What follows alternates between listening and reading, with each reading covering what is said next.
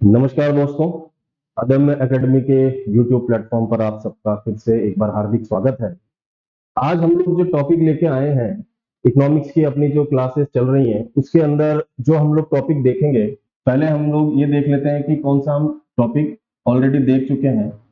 तो ये टॉपिक हमारा हो चुका है, सस्टेनेबल डेवलपमेंट। सस्टेनेबल डेवलपमेंट वाला जो टॉपिक है हमारा कंप्लीट हो चुका है।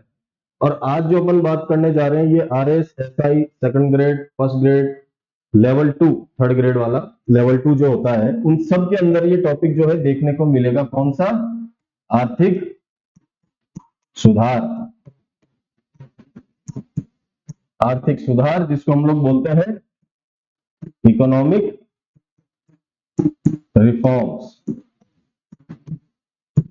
तो आज जो अपना टॉपिक होने वाला है वो होने वाला है आर्थिक सुधार से संबंधित इकोनॉमिक रिफॉर्म। क्या हुए, कैसे हुए, देश में से क्या बदलाव हुए, सरकारों ने किस तरह से काम किया, और भारत का ये जो समय रहा, यानी 1991 के बाद और इससे पहले का, यानी 1947 के बाद से।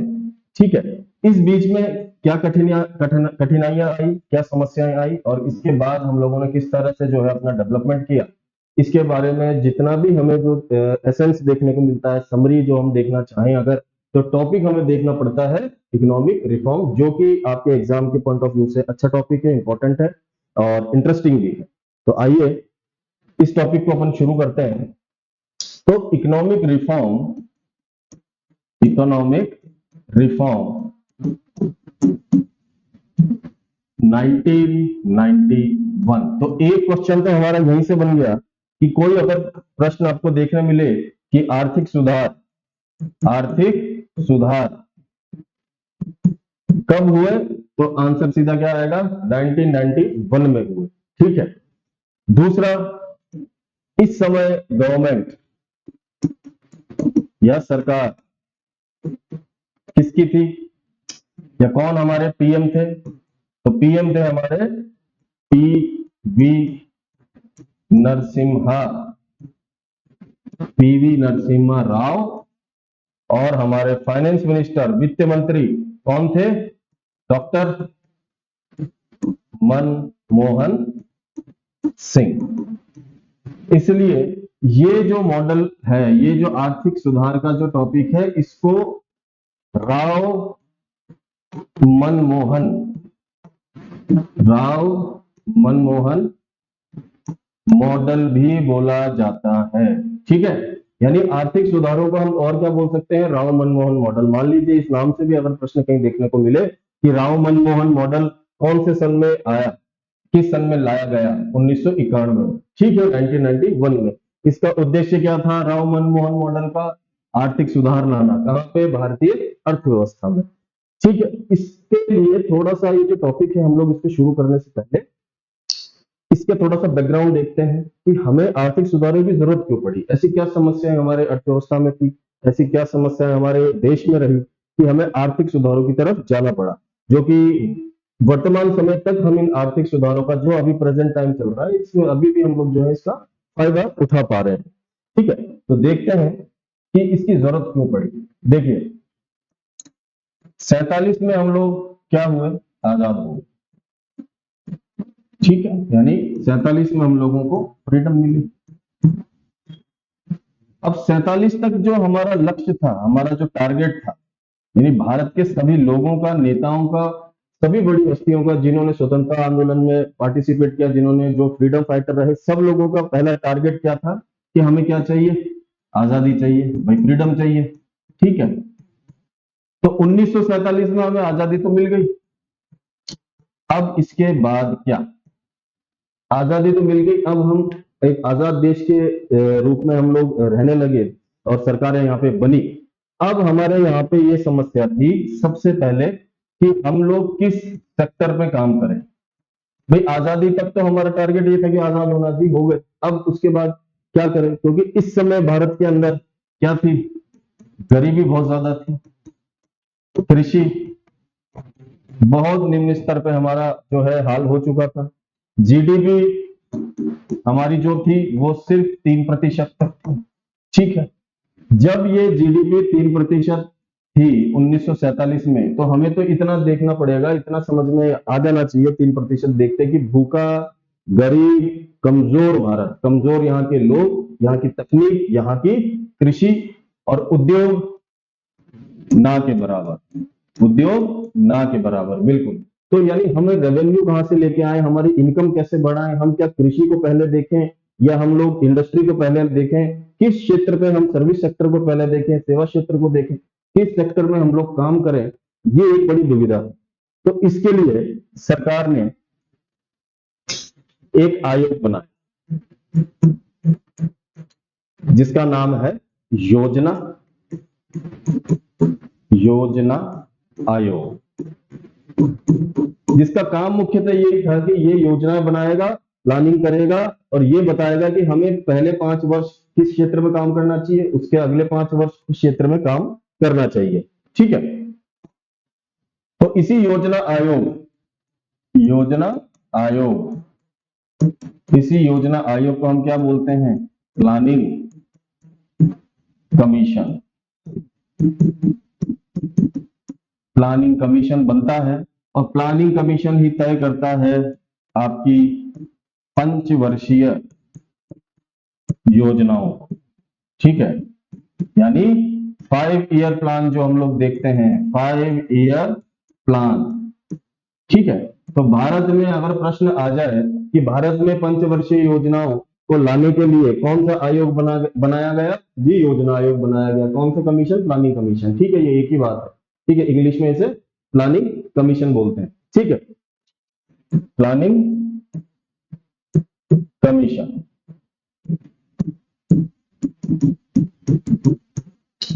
इसका मुख्य काम क्या था? हमें क्या बनानी थी? पंचवर्षीय योजना। पंचवर्षीय योजना। अब इन पंचवर्षीय योजनाओं को हमने बनाया, इनके बारे में काम किया, इनके लिए काम किया और इन पंचवर्षीय योजनाओं में हमारे सामने समस्या रही कि पहला प्राथमिकता किसको दें, दूसरी किसको दें, तीसरी किसको दें, यानी किस तरह के कामों को दें, किस तरह के क्षेत्रों को दें। तो पंचवर्षीय योजना पहली जो आई 1951 से 56। ठीक, 1951 से 56 इन्होंने ध्यान दिया कृषि पर कि यहाँ पे पंचवर्षीय योजनाओं में, यानी हम लोग ये देखेंगे कि पहली पंचवर्षीय योजना का आधार क्या था, किस आधार पे वो काम कर रहे थे या मुख्य उनके लक्ष्य किस क्षेत्र में थे। तो प्राथमिक क्षेत्र बोलते हैं कृषि को ही, प्राइमरी सेक्टर में बोलते हैं। तो पहली जो हमारी पंचवर्षीय योजना आई कब आई? 1951 से 56 और उन्होंने मुख्यतः किस क्षेत्र में काम किया? कृषि के मामले में काम किया। क्यों? क्योंकि भारत कैसी कृषि प्रधान एक तो देश था उस समय, और इसी के लिए जब कृषि के लिए हमें काम करना है तो हमें क्या करना पड़ेगा? सिंचाई व्यवस्था बनानी पड़ेगी, डैम बनाने पड़ेंगे। ठीक है, रिवर सिस्टम हमें अच्छा करना पड़ेगा अपना। ठीक, तो सरकार का जो पैसा था वो इस क्षेत्र में जाने लगा इस पंचवर्षीय योजना के बाद में, कि पहले हम लोग कृषि पे ध्यान देते। अच्छा, कृषि पे क्यों ध्यान दिया, उद्योग पे ध्यान क्यों नहीं दिया? क्योंकि सबसे पहले खाना मिलेगा, इंसान स्वस्थ रहेगा, उसकी खाने की जरूरत पूरी हो जाएगी तो वो दूसरे काम देख लेगा। ठीक है, अब सीधे ही हम लोग अगर मॉडर्न इंडस्ट्री और इसकी तरफ जाएं तो किसान है जहाँ पे हमारे यहाँ पे एजुकेशन की रेट ही बहुत कम है, लिटरेसी रेट ही बहुत कम है। ठीक है, गरीब लोग हैं, वो कहाँ शिक्षा लेंगे, फिर वो इंजीनियर बनेंगे, उनके लिए उद्योग लगाया जा रहा है, इसमें काम करेगा कौन? तो पहले इनकी सेहत तो ठीक करें और सेकंड कि इस कृषि से जितना रेवेन्यू आएगा उससे फिर हम लोग दूसरे काम कर पाएंगे। ठीक है, तो इससे एक तो क्या, खाद्य समस्या भी दूर होगी और साथ ही साथ हमारा जो कृषि का जो विकास है वो भी होगा और उससे जो रेवेन्यू बनेगा उससे हम लोग दूसरे काम करेंगे। तो इस तरह से पंचवर्षीय योजना जो पहली थी उनके आइडिया इस प्रकार ऐसा था, इस वजह से जो है कृषि को उन्होंने प्राथमिकता दी। ठीक है, लेकिन हमारे अब आजाद हुए, काम हम लोगों ने किए, हमने योजनाएं बना ली सारी। ठीक है, लेकिन अभी भी इतनी एक्सपर्टीज तो थी नहीं हमारे पास। तो कभी हमें लग रहा था कि कृषि पे काम कर ले, कभी लग रहा है कि नहीं दूसरा कुछ काम कर लेते। ठीक है, तो पहली पंचवर्षीय योजना तो कृषि पे आ गई, तो दूसरी हम लोगों ने ध्यान दिया कि हमें तो उद्योग लगाने चाहिए। ठीक है, यानी उद्योगों को मजबूती देने के लिए हमने जो है दूसरी पंचवर्षीय योजना में काम किया। ठीक, अब ये कंफ्यूजन बार बार बनता रहा कि कृषि को प्राथमिकता दें या उद्योगों को प्राथमिकता दें। तो इस तरह से ये जो समस्याएं आई, इन समस्याओं में हम लोगों का यानी भारतीय सरकार का खर्चा भी बढ़ा, ठीक, और खर्चे के साथ उधार भी बढ़ा, जिसको हम लोग बोरोइंग बोलते हैं, ठीक है। तो 1951 और 56 कृषि, उसके बाद वापस से उद्योग, ठीक। तो इस तरह से हमारी जब जो समस्याएं थी वो बहुत अच्छी तरह से हम लोग उसको जो है कवर नहीं कर पा रहे थे, खत्म नहीं कर पा रहे थे। कभी कृषि की ओर ध्यान देते, कभी उद्योग की तरफ ध्यान देते। जब इन पे खर्चा करना होता, पैसे कम होते, तो हम क्या लेते हैं, दूसरे देशों से उधार ले रहे थे, ठीक है। तो ये एक बड़ी एक समस्या थी। तो इसके लिए हमारे जो नीति निर्माता थे, जो नीति निर्माता थे, ठीक है, उन्होंने काम करने के लिए यानी उद्योगों को मजबूत किया जाए या कृषि को मजबूत किया जाए, इसके लिए फिर पंचवर्षीय योजनाओं में डिफरेंशिएट करना शुरू कर दिया, ठीक है, कि कौन सी योजना कब आएगी, इस पंचवर्षीय योजना में क्या होगा, दूसरी में क्या होगा, तीसरी में क्या होगा, पांचवी में क्या होगा। ये सारे इन्होंने एक्सपेरिमेंट तो किए, लेकिन फिर भी हम लोग ठीक ठाक तरीके से काम क्यों नहीं कर पाए? क्योंकि जब हम एक क्षेत्र की तरफ ध्यान दे रहे हैं, मान लीजिए प्राथमिक या कृषि, जैसे ही हम इस क्षेत्र की तरफ ध्यान दे रहे हैं तो एक सन आता है बीच में 1962, ठीक है। पंचवर्षीय योजनाएं चली रही हैं, ठीक। पंचवर्षीय योजनाओं में एक सन आया 1962 और भारत के सामने वापस एक समस्या आके खड़ी हुई। क्या खड़ी हुई? 1962 में क्या होता है? साइनो इंडिया वॉर, जिसको हम लोग क्या बोलते हैं? भारत चीन युद्ध। भारत चीन युद्ध, जो साइनो इंडिया वॉर जिसको कहा जाता है, वो हमें देखने को मिलता है। अब इस भारत चीन युद्ध में, अब जब भी कोई युद्ध होगा तो खर्चा तो बनेगा, खर्चा बढ़ेगा। अब पहले ही हम लोग योजनाओं के अनुसार इस क्षेत्र में, कभी उद्योगों के क्षेत्र में खर्चा कर रहे हैं, लेकिन धीरे धीरे हम ये देख रहे हैं कि इन यहाँ पे भी हमारा खर्चा बढ़ रहा है, लेकिन अचानक से जब ये युद्ध हो रहे हैं तो यहाँ पे ध्यान ना देने की हमें जो है समस्या हुई और यहाँ पे ध्यान हम ठीक से दे नहीं पाए और युद्ध में हमारा खर्चा बढ़ गया, ठीक है। तो इस तरह से जो ये समस्याएं आई, 62 के बाद अब आप देखेंगे 1965 का युद्ध, 1971 का पाकिस्तान के साथ युद्ध, पूर्वी पाकिस्तान के साथ, ठीक है। तो ये सारे युद्ध भी हमने लड़े।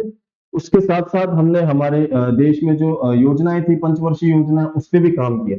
लेकिन किसी कारण से, यानी इन कारणों के कारण, ये जितने भी हमने देखे कि ठीक ठाक तरीके से हमारी अर्थव्यवस्था आगे बढ़ नहीं पा रही थी, ठीक है, और उधार भी हमारा बढ़ता जा रहा था। तो इसी को सुधारने के लिए 1951 का समय आता है, 1990 का समय आता है, और यहां आते आते हमारा बीओपी बिल्कुल निचले पायदान पर चला जाता है। बीओपी का मतलब होता है बैलेंस ऑफ पेमेंट। अब आर्थिक सुधार हम लोग पढ़ रहे हैं तो यहां से एक सवाल आने की संभावना बनती है कि अगर ये बच्चे ने आर्थिक सुधार पढ़ा होगा तो उसे बीओपी पता होगा कि क्या होता है। बीओपी क्या है? बैलेंस ऑफ पेमेंट, यानी भुगतान शेष, भुगतान शेष बोला जाता है इसको, बैलेंस ऑफ पेमेंट को, ठीक है। ये क्या होता है? आयात और निर्यात, यानी इंपोर्ट और एक्सपोर्ट, इन दोनों के बीच का अगर जो डिफरेंस आता है, यानी हमारा भारत जो है, अगर वो आयात ज्यादा करे, ठीक, और निर्यात कम करे, ठीक है, तो होगा क्या? हम आयात कर रहे हैं ज्यादा और निर्यात कर रहे हैं कम, ठीक है, यानी एक्सपोर्ट हम कम करते हैं, इंपोर्ट हम ज्यादा करते हैं। जब ज्यादा हम लोग आयात करेंगे तो हमारा पेमेंट ज्यादा निकलेगा, ठीक है। जितना हम ज्यादा इंपोर्ट करेंगे तो पेमेंट ज्यादा, और एक्सपोर्ट अगर हम कम करेंगे तो पैसा हमारे पास क्या आएगा? कम आएगा, ठीक है। तो इससे हमारी इनकम बढ़ेगी या कम होगी? सिंपल सी बात है कि भाई यहाँ पे इनकम हमें कम दिखेगी, क्योंकि हम पेमेंट ज्यादा कर रहे हैं और इनकम हमारी कम बन रही है।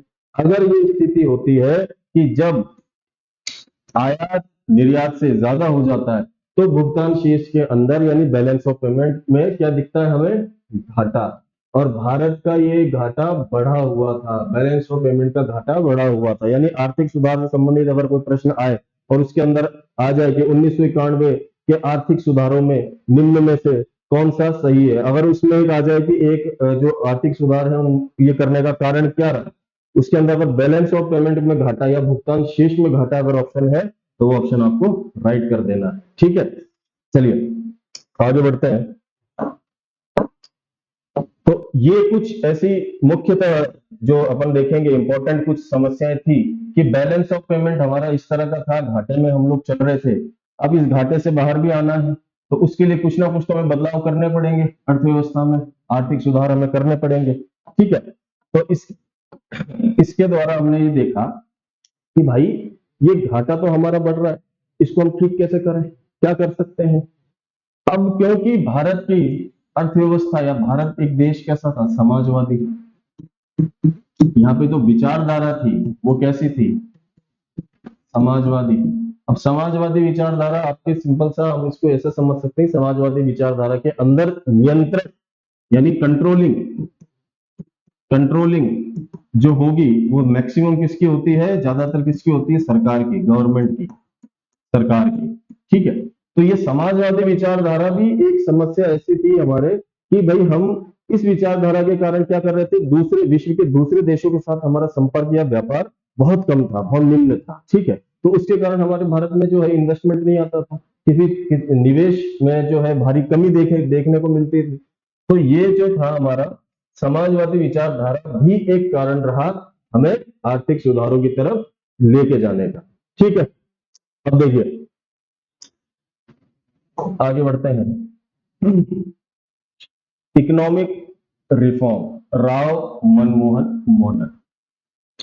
अब इस तरह का जो भी समस्या आई उस समस्या से सुधार कैसे किया जाए, क्या किया जाए, तो हम लोगों के यहाँ पे सरकार बनती है 1991 में।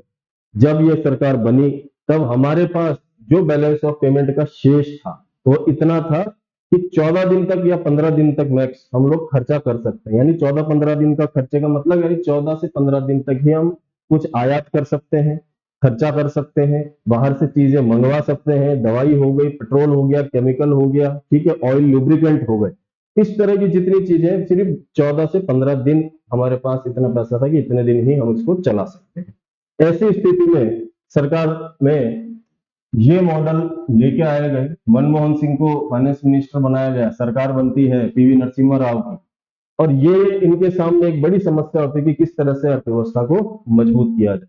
अब यहाँ पे मनमोहन सिंह जी का जो है अर्थशास्त्र का ज्ञान इस तरह से उनका काम आया कि हम आज तक जो है उसका बेनिफिट देखने को मिल रहा है। आज तक हमारी अर्थव्यवस्था में वो सारी सुविधाएं, वो सारी जो स्थिति आज जो मजबूती की बनी हुई है वो सब वहीं से जो है उसका शुरुआत हुई थी।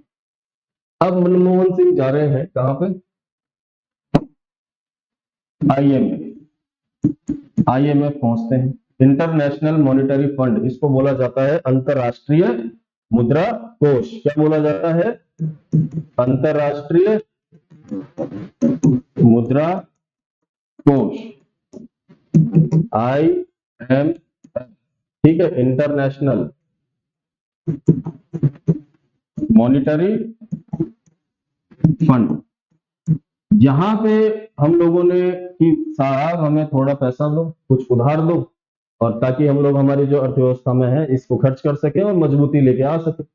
तो आईएमएफ ने कुछ शर्तें रखी कि भाई आपको आपका जिस तरह का पैटर्न है आपकी अर्थव्यवस्था में, आपकी इस तरह की विचारधारा का, और जिस तरह से आपकी अर्थव्यवस्था में व्यापार का, जितने भी आपके जो काम चलते हैं उस तरह से, या विश्व के साथ आपके जिस तरह के संबंध है व्यापारिक, उन सब में आपको बदलाव करने होंगे। तो इस तरह से कुछ जो है आईएमएफ ने शर्तें रखी, और हमारा 67 टन सोना, गोल्ड हमने गिरवी रखा, और 2.2 बिलियन हम लोग लेके आए, लगभग 200 करोड़ रुपए हमें उधार दिए गए। और इस उधार से हमारे देश ने इतनी तरक्की करी, इतनी तरक्की करी कि हम लोग आज जो देख रहे हैं सारी चीजें वो कहीं ना कहीं उसी का प्रभाव है, उसी की वहीं से जो है ये डेवलपमेंट हमें देखने को मिल रहा है। तो अब क्या शर्तें थी, आईएमएफ क्या चाहता था, हमने क्या बदलाव किए, इसके लिए हम ये टॉपिक अब थोड़ा सा आगे देखते हैं क्या होता है। देखिए 1991 से पहले, यानी पहले की स्थिति क्या थी हमारे यहाँ, पहले की स्थिति क्या थी, पहले की स्थिति ये थी कि भैया ये थी लाइसेंस। हमारे यहाँ पे समस्या क्या थी कि अगर हमको या भारत में किसी को भी व्यापार करना है, या बाहर से कोई अगर व्यापार करना चाहता है तो भारत में आना चाहता है व्यापार करने के लिए, या निवेश करना चाहता है, या कोई इंडस्ट्री खोलना चाहता है, तो उसके लिए पहले क्या लेना पड़ेगा, लाइसेंस। ठीक है, अब ये लाइसेंस की जो प्रक्रिया थी इतनी जटिल थी, इतनी ज्यादा इसमें जो है पेपर वर्क इतना ज्यादा ही जटिल था, सरकार की इतनी कड़क शर्तें हुआ करती थी कि इसके अंदर कोई आना ही नहीं चाहता था। इसलिए भारत में लगभग मैक्सिमम जो कारण रहा ये लाइसेंस, कोटा और परमिट का रहा कि विदेशों के जो व्यापारी थे, विदेशों से जो निवेश भारत में नहीं आ सका, उसका मुख्यतः रीजन ये है क्योंकि इनकी शर्तें, इनकी प्रक्रिया इतनी ज्यादा टेक्निकल, इतनी ज्यादा जो है जटिल थी कि यहाँ पे निवेश करने का कोई राजी नहीं होता। एक बार तो हमारे यहाँ पे लाइसेंसिंग का जो प्रोसेस था वो था जिसको हम क्या बोलते हैं, लाइसेंस राज। ठीक है, यानी यहाँ पे लाइसेंस राज हुआ करता है 1991 से पहले। कोटा, यानी कि कोटे यहाँ पे जो है फिक्स करे हुए थे कि कौन क्या व्यापार करेगा, कितना उत्पादन करेगा, उसकी कीमत क्या होगी, ये सारा जो भी है सरकार तय करेगी। तो इस तरह से यहाँ पे कोटे दिए हुए थे। अब मान लीजिए जापान से कोई व्यक्ति आके मेरे को कहता है कि ये पेन बनाने और मुझे 500 पेन चाहिए, लेकिन मैं ये बोल रहा हूँ कि जी मुझे तो सिर्फ 100 पेन बनाने की ही परमिशन है। इसी तरह से अगर भारत में 3-4 व्यापारियों के पास वो घूमा और उसको अगर 150 से ज्यादा किसी के पास परमिशन नहीं है तो वो कहाँ जाएगा, वो किसी और देश में जाएगा। तो इस तरह से यहाँ पे जो हमारे यहाँ पे कोटे का एक बड़ा एक सिस्टम चलता था। ठीक है, और एक होता है परमिट कि आपको कोई भी काम करना है तो गवर्नमेंट आपको परमिट देगी तभी आप कर पाओगे। ठीक, यानी किसी भी तरह का उद्योग लगाना हो, किसी भी क्षेत्र में उद्योग लगाना हो, तो इस तरह के ये कड़क इस तरह के नियम थे जिसके कारण कोई भी जो हमारे देश में निवेश करने के लिए या व्यापार करने के लिए या उद्योग लगाने के लिए राजी नहीं होता था। और जब तक किसी देश का व्यापार दूसरे देशों के साथ नहीं होगा, उद्योगों का उद्योग नहीं लगेंगे, निवेश एक दूसरे के साथ नहीं करेंगे, देश में नहीं करेंगे, तो 100% वो व्यवस्थाएं, वो अर्थव्यवस्थाएं कमजोर होती ही है। ठीक है, कंपटीशन का मार्केट बनेगा तभी जो है अर्थव्यवस्थाएं ग्रो करती हैं, अदरवाइज जो है इकोनॉमी ग्रो नहीं करती। ठीक है, तो अब ये देखिए 1991 से पहले लाइसेंसिंग कोटा परमिट। ठीक, 1991 के बाद जो हमने बदलाव किए वो क्या थे, उदारीकरण, निजीकरण और वैश्वीकरण, यानी हमने ये तीन किया। इन तीन को हम बाद में डिस्कस करेंगे, आगे चलते हैं नेक्स्ट स्लाइड पे। देखिए इससे पहले नियोजन में कुछ सुधार किए गए थे जो हमें पंचवर्षीय योजना में लाते हैं, यानी पंचवर्षीय, अब इसमें हमें सुधार करने हैं। ठीक है, अब सुधार करने हैं, इस वजह से जो है पंचवर्षीय योजना की जो मैंने आपको बात कही थी वही यहाँ पे बात है कि हमें कुछ प्लानिंग करनी है, कुछ सुधार करने हैं। तो 1991 से पहले की जो स्थिति थी उसके लिए हमें सुधार करने, और सुधार के लिए हमने क्या किया, पंचवर्षीय योजनाओं में जो है 1951 से 56 यहाँ पे हम लोगों ने कोशिश करी कि इसमें कृषि में सुधार किए जाए, ये किए जाए, लेकिन मामला बना नहीं। ठीक है, तो 1991 से पहले ये वाला मामला हम लोगों ने देखा। ठीक, नेक्स्ट स्लाइड में देखेंगे हमें जरूरत क्यों पड़ी, नीड, जरूरत, इकोनॉमिक रिफॉर्म की आवश्यकता क्यों पड़ी। देखिए सबसे पहले हमारे यहाँ पे क्या था, आर्थिक संकट फैला हुआ। ठीक है, आर्थिक संकट का यहाँ पे सीधा सा मतलब ये है कि पैसे की कमी है। किसके पास, सरकार के पास और जनता के पास, दोनों के पास पैसे की कमी हो रही थी, यानी सरकारी खजाने में जो है पैसा कम होता जा रहा था। खाड़ी युद्ध, ये एक इंपॉर्टेंट एस्पेक्ट है। अगर कंफ्यूजन करना हो मान लीजिए एग्जामिनर को, तो वो सीधा पूछ लेगा खाड़ी युद्ध का भारत की अर्थव्यवस्था से क्या इसका कनेक्शन, ठीक है, किस तरह से ये जुड़ा हुआ है। तो ऑप्शन में दे देगा कुछ और तीन चार बातें और एक लिख देगा आर्थिक सुधारों से जुड़ा हुआ है, तो आर्थिक सुधार पे अपन को राइट मार के जाना। अब ये खाड़ी युद्ध क्या है? खाड़ी युद्ध में हम देखेंगे इराक कुवैत, इराक कुवैत पर हमला करता है या कब्जा करने की कोशिश करता है। ठीक, हमारा भारत जो है यहां से क्या है लेता है तेल। ठीक है, अब जैसे ही इनका खर्चा यहाँ पे बढ़ेगा तो ऑटोमेटिक तेल की कीमत बढ़ेगी, तेल की कीमतें बढ़ी। ठीक है, दूसरा भारत के पास उस समय पैसे कम ही थे, तो उधार के ऊपर हम लोग जो है काम किया करते थे, तो यहां से इराक ने कहा पहले ये चुकाओ तब आपको ऑयल मिलेगा। ठीक है, और अब जो मिलेगा वो बढ़ी हुई कीमत पे मिलेगा। तो भारतीय अर्थव्यवस्था तो हमारी पहले ही कमजोर हो रही थी, और ये इनका युद्ध हो रहा है 1990 में, पैसे हमारे पास 14-15 दिन के पड़े हैं। ठीक है, तो कहां से हम लोग ये पैसा लाएंगे और कहां से ये काम बनेगा? तो ये भी एक ऐसा कारण रहा कि जिसमें हमें आर्थिक सुधारों की जरूरत पड़ी, क्योंकि बिना तेल के अर्थव्यवस्था में तो बहुत ज्यादा समस्या आएगी। भाई किस तरह से ट्रांसपोर्टेशन होगा, ट्रेन कैसे चलेगी, गाड़ियां कैसे चलेंगी, ठीक है, किस तरह से व्यापार का आवागमन सब एकदम ठप पड़ जाएगा। तो इस वजह से खाड़ी युद्ध भी एक कारण बनता है आर्थिक सुधार। किसके किसके बीच हुआ? इराक और कुवैत के। कुवैत की मदद करने कौन आया था जी? अमेरिका है। ठीक है, यूएसए आया था। चलिए आगे बढ़ते हैं। ठीक, तो खाड़ी युद्ध इसको ध्यान रखना है, 1990 से 91 के बीच की ये घटना है। तो इसने भी भारतीय अर्थव्यवस्था में एक असर डाला था। ठीक है, चलिए, महंगाई चरम पर, इन्फ्लेशन पीकिंग। ठीक, महंगाई, अब जब पैसे नहीं हैं तो ऑटोमेटिक सिंपल सी बात है कि जब पैसे कम होंगे तो महंगाई ऑटोमेटिक लगेगी हमको, कि भाई पैसे नहीं है तो कोई चीज है वो महंगी लग रही है। ठीक है, तो भारत में जो थी इन्फ्लेशन बढ़ा हुआ था, महंगाई बढ़ी हुई थी। ठीक है, नेक्स्ट, सकल राजकोषीय घाटा। ये पॉइंट एज इट इज अगर आप लोग स्क्रीनशॉट लो तो ले लेना, ये एज इट इज पॉइंट आ जाते हैं एग्जाम में कि निम्न में से कौन सा आर्थिक सुधार की जरूरत थी, निम्न में से कौन सा है जो आर्थिक सुधार की जरूरत का एक कारण बनता है, तो इनमें से सीधा सीधा पॉइंट आ जाता है। ठीक है, सकल राजकोषीय घाटा जिसको हम बोलते हैं ग्रॉस फिस्कल डेफिसिट, राजकोष को अर्थव्यवस्था में फिस्कल बोला जाता है। ठीक है, तो सकल राजकोषीय घाटा इसका मतलब क्या है? राजकोष यानी सरकार, कोष मतलब उसका धन जहां पे वो पैसा रखा है। ठीक है, सकल का मतलब होता है ग्रॉस, ग्रॉस यानी और आसान भाषा में होता है इसका मतलब टोटल। ठीक है, तो कुल जो है राजकोषीय घाटा हमारा बढ़ा हुआ, राजकोषीय घाटा मतलब सरकार की आय से ज्यादा सरकार का खर्चा होना, जब ये चीज होती है तो इसको बोलते हैं सकल राजकोषीय घाटा। ठीक है, सरकार की आय से ज्यादा, सरकार की आय से ज्यादा खर्चा, सरकार की आय से ज्यादा खर्चा बढ़ा हुआ है, इसी को हम क्या बोलते हैं? सकल राजकोषीय घाटा। नेक्स्ट है सार्वजनिक क्षेत्र का खराब प्रदर्शन, poor performance of public sector.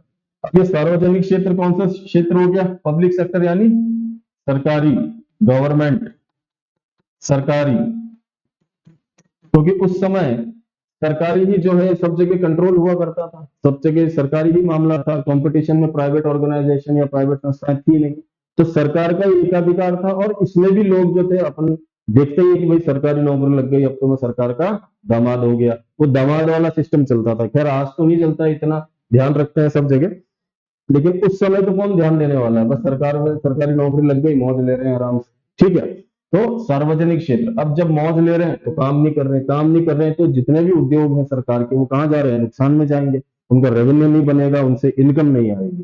तो सार्वजनिक क्षेत्र का खराब प्रदर्शन और सरकार का एकाधिकार, लास्ट पॉइंट, सरकार का एकाधिकार यानी जितना भी क्षेत्र है, जितने भी सेगमेंट होंगे, जितने सेक्टर होंगे, जितने उद्योग होंगे, वो सारे कौन से होंगे? सरकारी ही होंगे ओनली। अब जब मान लीजिए सब जगह एक ही आदमी की दुकान खुल रही है, एक ही मालिक है लेकिन उसकी 10 तरह की दुकान है हर जगह, तो क्या वो मोनोपोली या अपना एकाधिकार जमाएगा कि नहीं जमाएगा? कीमत उसकी मन मर्जी से रखेगा या नहीं रखेगा? बिल्कुल रखेगा, एकाधिकार करेगा। लेकिन उसी बीच में अगर 5 व्यापारी दूसरी दूसरी दुकान लेके और आ जाए, फिर 5 और आ जाए, फिर 5 और आ जाए उसी क्षेत्र में, तो अब इनके बीच में कंपटीशन होगा। जब कंपटीशन होता है तो क्वालिटी बढ़ती है और कीमत कम होती है। ठीक है, तो इस तरह से हम ये देखेंगे कि नीड ऑफ इकोनॉमिक रिफॉर्म की आर्थिक जो है, हमें आर्थिक सुधारों की जरूरत क्यों पड़ी, मुख्यतः ये कारण है इनके, तो इसको हमें ध्यान रखना है। बाकी आगे का इसका जो कंसेप्ट है हम लोग अगली क्लास में कंटिन्यू करेंगे, और तब तक आप जुड़े रहना है आप लोगों को, और पढ़ते रहिए, क्लास कंटिन्यू लीजिए। धीरे धीरे इसका हम क्लास का लेवल भी बढ़ाएंगे, इसको आरएस और उस लेवल तक हम लेके जाएंगे। और अगर अच्छे से सब कुछ ठीक ठाक चला, आप लोगों का सहयोग रहा, तो इसको हम आंसर राइटिंग में भी बदलेंगे आरएस मेंस के पर्सपेक्टिव से। लेकिन अभी जो है आरएस, एसआई, सेकंड ग्रेड और L2 वाले, थर्ड ग्रेड वाले, इनके पर्सपेक्टिव से ये जो है क्लास अपनी चल रही है, ये आगे कंटिन्यू रहेगी। और आप लोग जुड़े रहिए, पढ़ते रहिए। ठीक है, तो तब तक के लिए नमस्कार, धन्यवाद।